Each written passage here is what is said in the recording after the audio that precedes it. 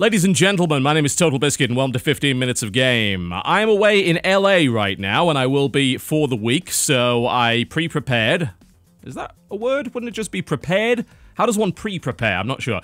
I prepared 5 15 Minutes of Game videos to cover the channel while I am away, so the first one on this list is going to be Assault Android Cactus, which I covered years ago when it was in very, very early beta, and I was just curious to see, now that it's out completely, as to how it's changed, because I looked at some of the trailers and it barely looks like the same game. So we're going to give it 15 minutes of game. Why not? We'll give it a try. This is a shmup by Witchbeam, and it involves a number of rather colorful android characters who have been sent to blow things up. That's exactly what we're going to do in these 15 minutes, and its time begins now. Alright, let's dive right in, shall we? Yep, I am fine with those controls. Let's rock and roll. It does have co-op. As you might imagine, we are just going to skip through these because we would quite like to actually fight, I imagine, and do some shmuppy stuff. It certainly looks a lot better than it used to, no doubt about that. Alright, let's rock and roll. Controls pretty much the same way as it used to, which is not entirely surprising. It worked really, really well with WASD and the mouse controls. It was quite slick. Nothing to really worry about there. Okay, let us change weapon over, and yes, it is the flamethrower. I believe they've added a lot more androids in this time around. So there are a lot of different characters to play. Now we've got some power-ups and all that sort of thing. And immediately I noticed that the thing seems to play a lot slicker, a lot smoother, the controls are a lot tighter, it runs a lot faster, it looks a lot better, obviously. The actual pace of the game is really quite surprising. And you would expect a fast pace from, say, a vertical scrolling shmup, but this is kind of a twin stick, and it's really a fast one, honestly. I'm going to switch over to flamethrower for a second here. The movement speed is very, very high. The fire speed is very high. Alright, there we go. Tutorial is done. Excellent. Good. Well, that took all of, like, a minute. I am glad to see that. Bit of gnarly texture work there, but it doesn't really matter too much, considering that I think the aesthetic more than holds up. Alright, we're going to skip through that. Thank you very much. Alright, let us select. Who do we want? Let's go... There's a lot of choices here, actually, and I believe you can unlock more. We're going to go with Lemon, shall we? Assault Android Lemon, because why not? I believe they're all named after plants and vegetables, if I recall correctly. Alright, let's rock and roll, shall we?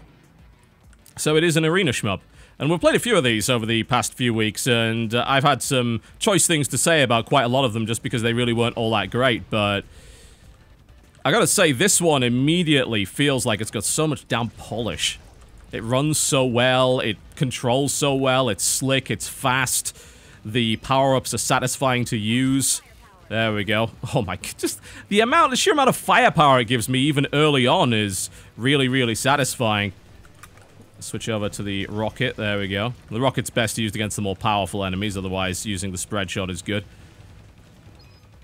As I said, I think in previous videos about this genre, if you're gonna make games in this genre, you better damn well make them good, because it's a very simple and very played-out genre, and in order to distinguish yourself from everybody else, you really have to do something kind of special, and do things rather well.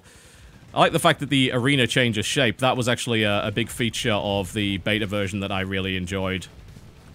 And it looks like they've got a lot more of that going on, and just a lot more content in general. Could really use some power-ups right about now. Things are getting a little bit hectic. I'm not sure if the rocket launcher has any AoE on it. There we go. There's a bit of speed. I do like the fact they just sort of skate around when you get that power-up. That's really awesome. Rather than just running really fast, they basically get roller skates. Hey, why not? I'm gonna grab that. There we go. Get some firepower. It's really quick. It's very, very satisfying to play as a result, I think, of the speed in general. And they've just tightened it up so much. It's really cool to see a game that you've played really, really early on just kind of reach its full potential, I suppose. And I think that is a good way to describe Assault Android Cactus in its current iteration.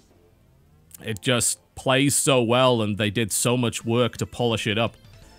Rank 3000? How on earth do you do that level any better? I'm not sure, but hey, we're gonna keep going nonetheless.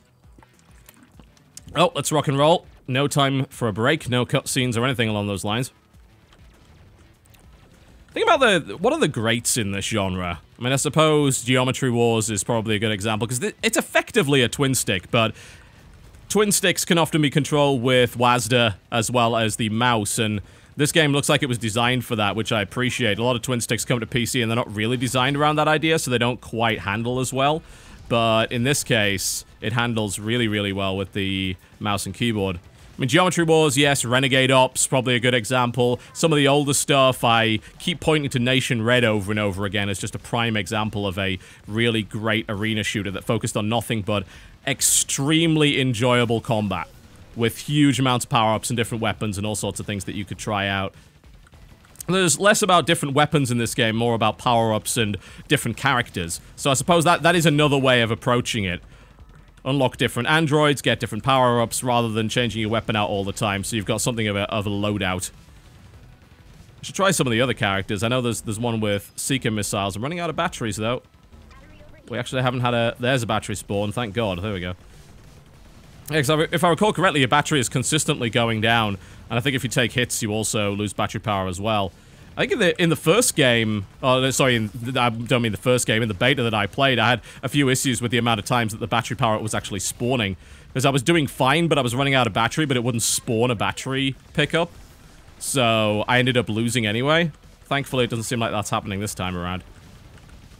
Killer soundtrack as well. Have a little listen to that if you like.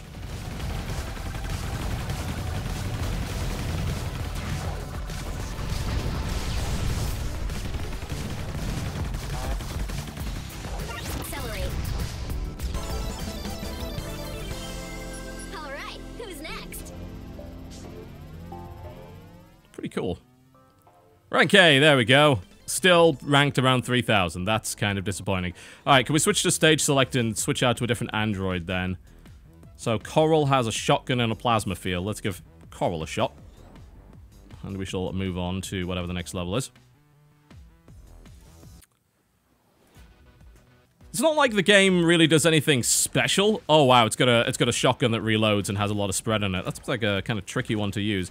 And has a plasma field that can be used defensively. So this is, I think, a character that's less about moving and more about standing their ground. That's really, really, really strong. Wow, okay. It's not like, I say, it's not like the game does anything particularly different. It didn't really do that in the beta either. You know, having different levels that shift their geometry over time is not necessarily a new idea. It's more about the fact that everything the game does do, it does seriously well.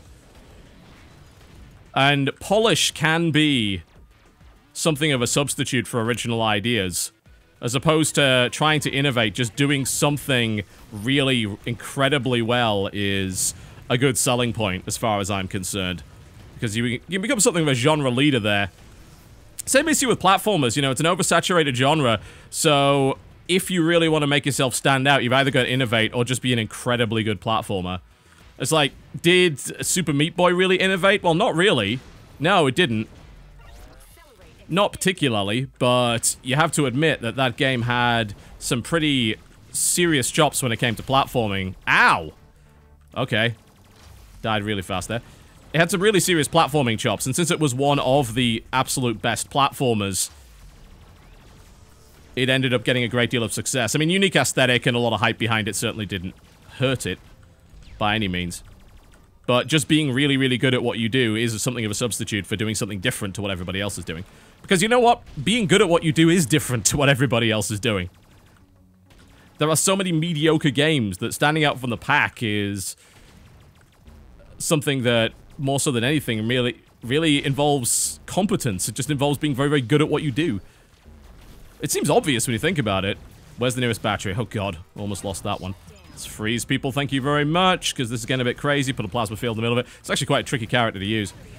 Not to mention the fact that they decide to turn off the lights once in a while, which is an absolute pain. There you go. Extra firepower, that's what we like. But this is seriously good stuff when it comes to a twin-stick shmup. I think as a co-op game, it would probably be pretty damn satisfying as well. And it's tricky. It's not an easy game by any stretch of the imagination. Actually, you might want to switch out to a different android. I'm not 100% convinced by the play. This looks like the same level I just did. I guess maybe it's just a familiar terrain. But it does look very, very similar to the one that I thought I just finished. Oh, well, never mind. It's tricky. It involves a good amount of skill. It obviously has a great leaderboard system backing it up as well, so people are going to try and replay the levels if they're something of a high score aficionado, which I'm not. I never really cared about that. I do get slightly salty when I think I've done really well and then I'm like rank 3000 or whatever. I think it's hard to avoid getting a little bit competitive when you see that. The game just pushes it up on the screen and says, yeah, you know what, you thought you did great, but actually you're just terrible. Compared to everybody else, you are absolute garbage. Completely rubbish. It's hard not to let your pride get a little bit affected by that. Thankfully, you can't go off the side here, because that would be a nightmare if you could. Here you go, have some plasma. That's what I like to see.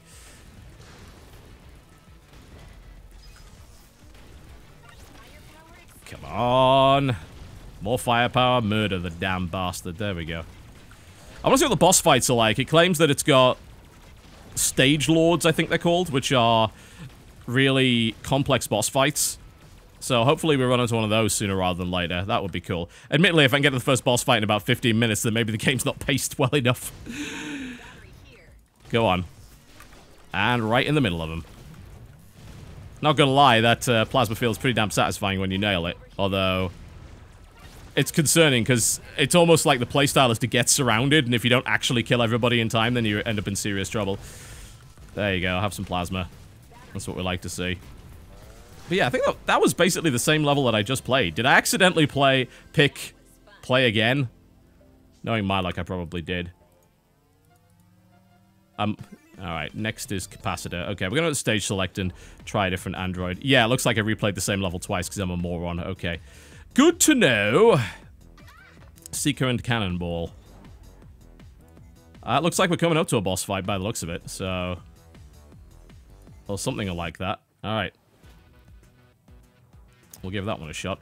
Okay, so this android has Seeker and a Cannonball, which is a slow-moving shot that passes through folks. There you go, have some of that.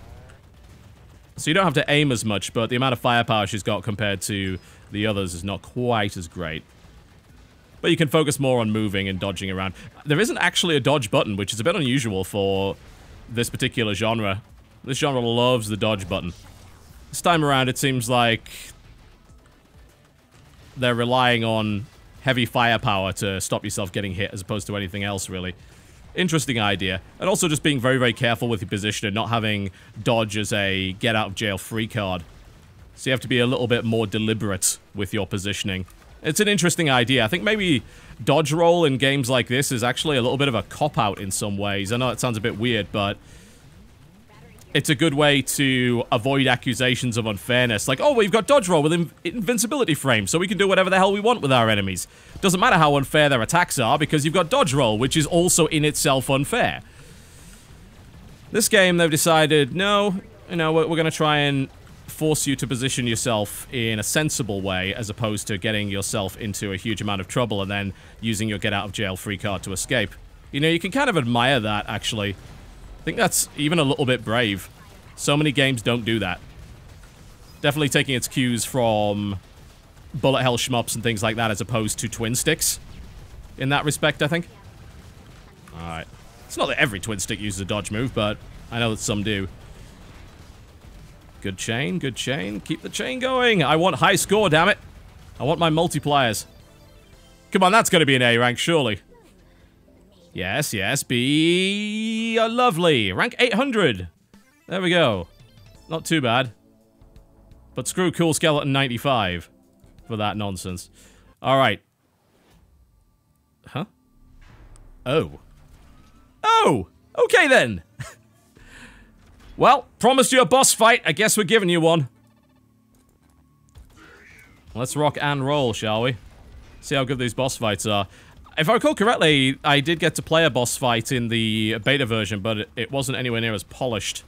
For fairly obvious reasons. It's amazing that they spent as long as they did doing this, I think. Simply because of how easy it would be to just release the game after a year's worth of tweaking. Like, it must have been... It was a couple of years since I did the video on Assault Android Cactus, so they've been working on this for ages. And that's really kind of impressive. They could have just released it whenever they wanted, but evidently they wanted to get it right. considering so many games come out these days either out of necessity because they run out of money, or simply because the developer maybe thinks it's ready and yet it clearly isn't. It's a bit impressive to see that. Definitely a labor of love. It's not to say it's the best game ever. It's obvious that the game has limitations, but as I've said many times before, I think that as long as a game is honest about what it's attempting to do, it doesn't really matter if the game has limitations, as long as it works well with... Damn, I'm so idiotic. As long as it works well within those actual limitations. That's perhaps the most important thing about it.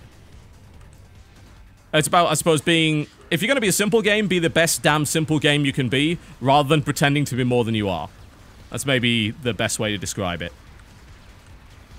And there are a lot of games that try to be more than they are these days by just including, it's like, hey, it's got roguelike elements and strategy elements and all these other things. When in reality, they haven't spent enough time fleshing those elements out, so the game as a whole just ends up suffering.